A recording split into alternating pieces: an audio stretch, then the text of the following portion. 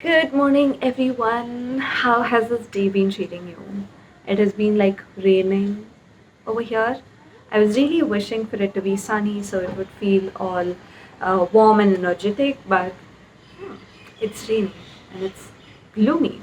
But that's fine. This day is still a good day. And I have been reading quite a bit, so I thought, why not do a book review? Um, and yeah, I have my very cheeky cup of coffee over here with me. And the reason why I am introducing this rather common cup of coffee is because having coffee for me is a privilege. I don't get to have it every day. Because a while ago, I discovered that I am allergic to coffee. Yes, I know, it's very sad. And well, I have been heartbroken and disheartened ever since the discovery.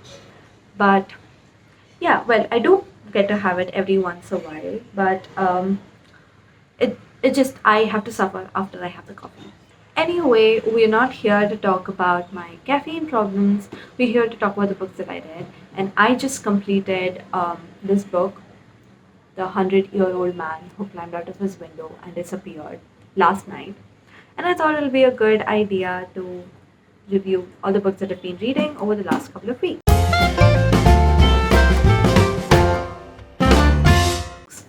Let's begin with this book. So, if the title is not very obvious, this book follows a 100-year-old man who climbs out of his window from an old age home and disappears. He is on the run. He makes friends on the way, and they have quite an adventure. This book is translated from Swedish into English, which means the language is not very complicated. It's very straightforward, and yeah, I mean, it's a funny book. It's not very heavy. It's light. It does have quite a lot of things happening, but it is still a very light book. It's funny. The one thing that I like about this book is that it is funny. Um, Probably not in the beginning of the book, but I think towards like the end you start noticing the funny parts and you just laugh out loud and you're like, wow, okay, that this happened, okay, cool. And yeah, well, so what I do is every once a while I like to experiment with books, and if you've seen my previous vlog, Shuggy Bane and this book, they were both a part of that experiment.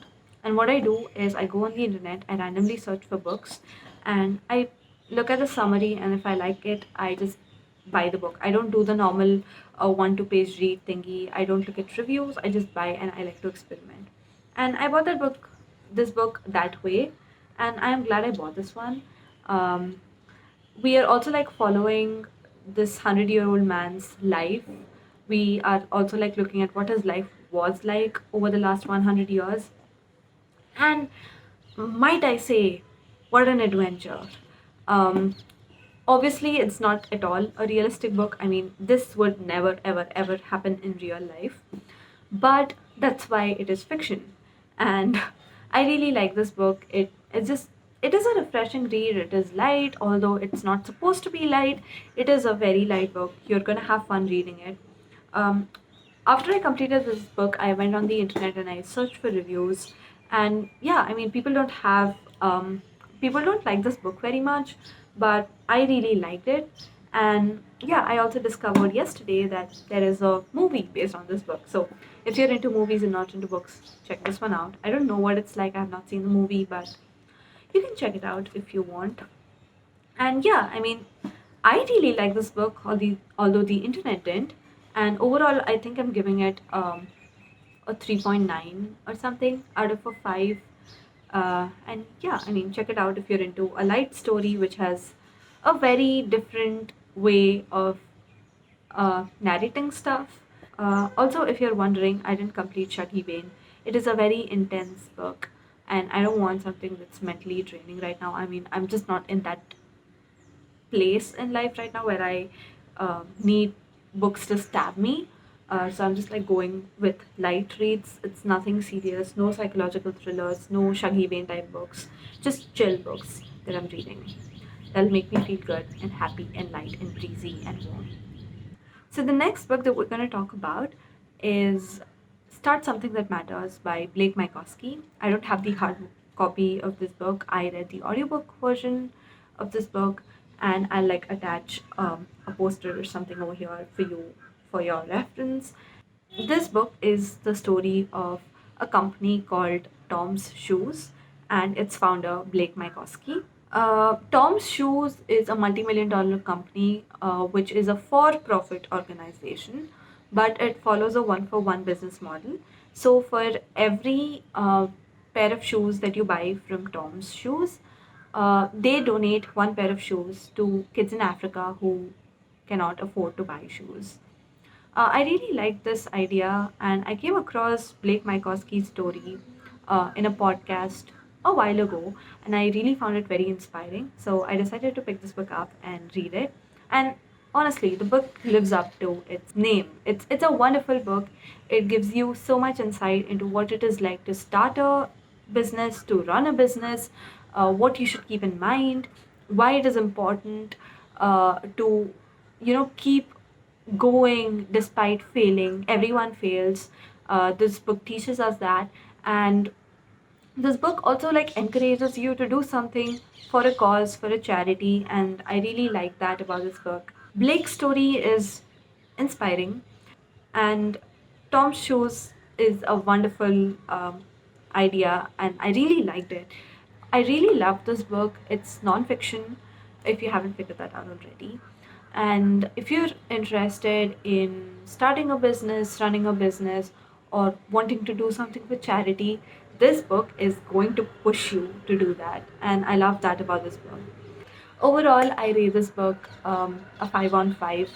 It is an amazing book, and you should check it out if you're into um, nonfiction and into business, startups, doing something for charity, anything at all.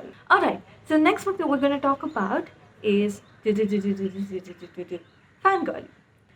Fangirl is written by Rainbow Rowell, and this book was suggested to me by a friend. We follow one of two identical twin sisters who were like super nerdy in their high school. Our main character is called Kath, and her twin is called Ren. And Ren like wants to break out of the duo. She wants to become more independent. She wants to go out. She wants to have a good time. She wants to party. She wants to, in short, have the typical freshman experience. Whereas Kath, on the other hand, wants to sit in a corner in her room. She doesn't want to socialize. She just wants to write fan fiction. So, like, Kath and Ren are like huge fans of this fandom. Whose main character is Simon Snow. I think the fandom is also called Simon Snow. I don't know. I kind of skipped through the fan fiction parts, and they write fan fiction, and they are pretty big on the internet for their fan fiction. People love their work, and now that trend has broken out of the duo. It's only Kath who writes the fan fiction, and she still is a big deal. She's trying to like complete an alternate version of the story with, I don't know, I'll probably, if I keep talking about this book, I'll probably end up giving a lot of spoilers. So anyways, it follows one nerdy girl who is in love with a fandom, and she's like obsessed with it, and we get to know her roommate and her roommate's friend, and then stuff happens. And this book does not have a plot per se.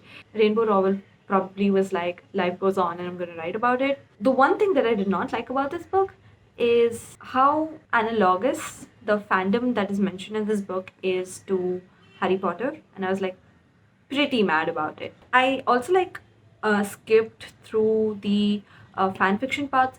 There are quite some fan fiction parts where we get to read what Kath is writing, and I skipped through them because I was like more invested in Kat's story than what was happening in Simon Snow's life.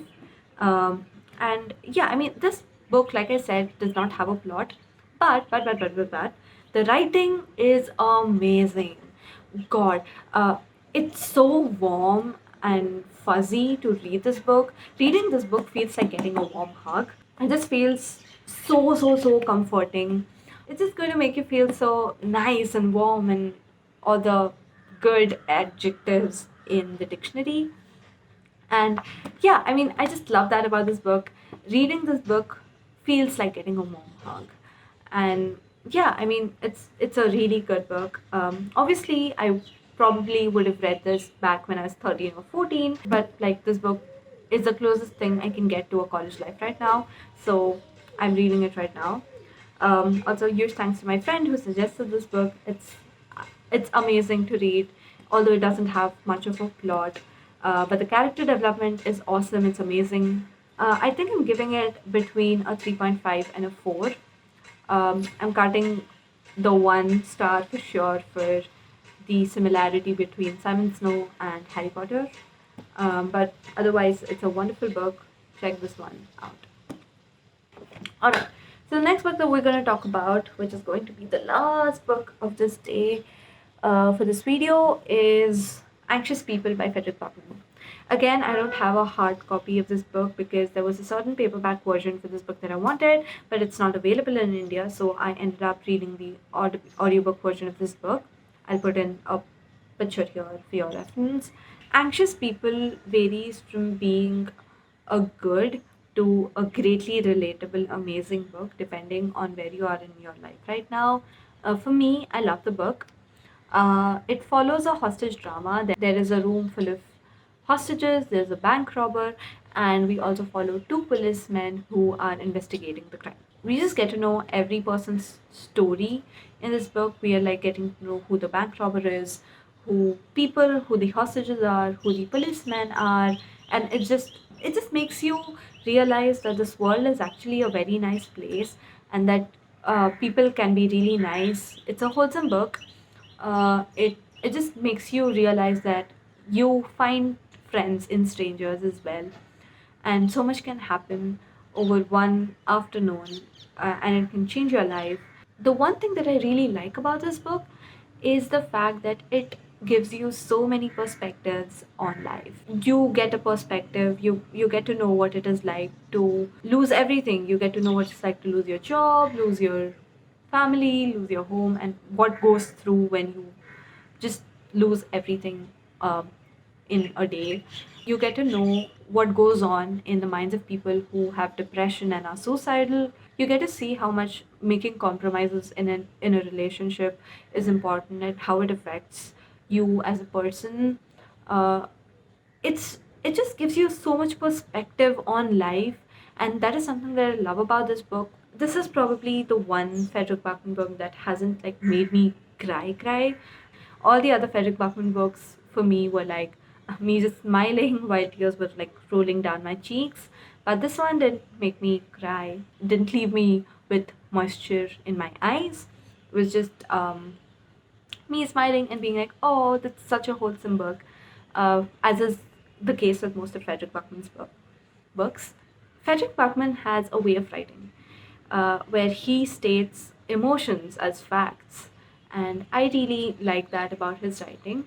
And yeah, I mean, I really like this book. Overall, I think I'm giving it um, of anything between a 4.3 and a 4.5 um, for this book. And yeah, that is the end of our very nice book review. I don't know if that's nice. I've just been talking to the camera for a very long time now. And yeah, if you are reading something right now that you really like, do leave me some suggestions in the comments below. I would love that. And yeah, I mean, if you stuck around till here, you're awesome. Thank you so much for tuning in. Have fun, and I'll see you in the next one. Bye.